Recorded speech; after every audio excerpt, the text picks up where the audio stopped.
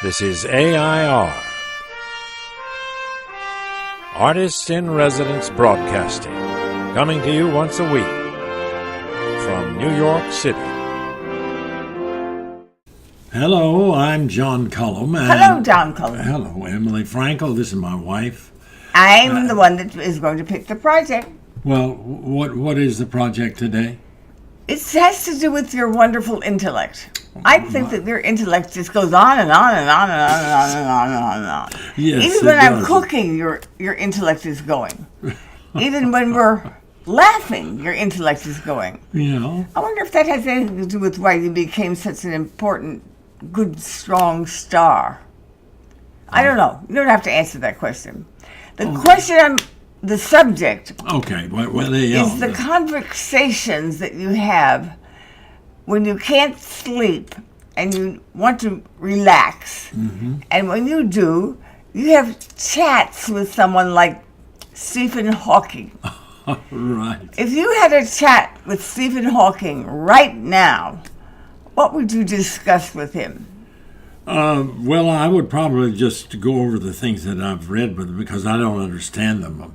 You do understand them. Well, anyway, Hawking had a great influence on everybody, even the people who didn't read him. Yes. I mean, but he was a mathematician, but he also was a philosopher. Well, his great contribution originally was black holes, or that's what he got involved in, and. Do we have black holes now? Is that still a valid concept? Oh yeah. So what would you discuss with him? Black holes? Well, no, I would discuss things that are on my mind now. Like? Well, what is time? And what happens? What is the smallest amount of time that's possible? And what is the largest amount of time that is possible? Guys, do you find that these questions are questions you would... I'm not talking to you. Okay. Would you ask yourself questions like that? That is the essence of John. Okay, go ahead. Yes. What is time? Well, if you could define the smallest amount of time and the largest amount of time, you would know all there is to know about time, because it would be the beginning and the end. Wow. And it also would... That's a sort of purely philosophical thought. Well, and it's also tied up with what is the smallest particle in the universe, and what is the largest space in the universe. And if you get the largest space and the largest time, that gives you the entire story.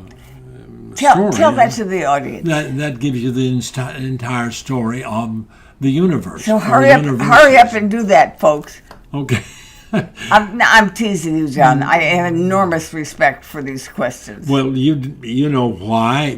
I never have really explained to you why I think of things like that. Why? Because they are the one way that I can get rid of any kind of other extraneous and troubling thoughts that I might have. Like what's going wrong with the house, or what about working on your next project, or anything. What's going wrong with the world, or to a certain extent, I use acting the same way, because I can disappear into a character and I don't have to worry about John Cullum anymore. You know what I mean? A character like King Lear. Oh, yeah. Well, he's got plenty of trouble. Did you disappear into King Lear during the night? Oh, last night? Yeah. How did you know that? I don't know. It's just because you're so intensely focused on working on the ideas for a one-man show that you need to think about anything other than the one-man show. Otherwise, you'd be wide awake. That's right. That's true. And you... Well, did Hawking help you last night? Well, I didn't think about Hawking. because I would like him to write another book because I enjoy reading it. He's very clear in explaining these sort of things. But until Hawking comes out with another book, we'll say that's all for today. We'll say that's all for today. Oh, I like that poem. That's all for today. See you next week. This is AI.R. See you next week.